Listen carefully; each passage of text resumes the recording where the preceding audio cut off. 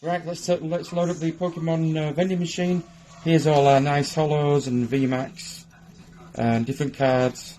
We're going to mix them in. Just mix them randomly in.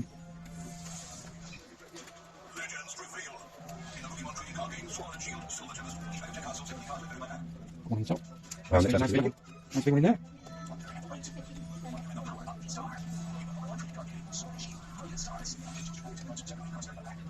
And finally the reverse holo. Just there. That's it. That's it. Put that feeder that place there. Yep. And get them nice and level. Might just split them into 2 packs to get them in. Right.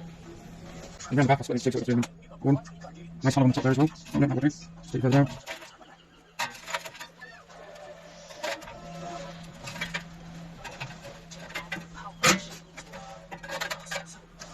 And there we go, our new retro Pokemon card machine.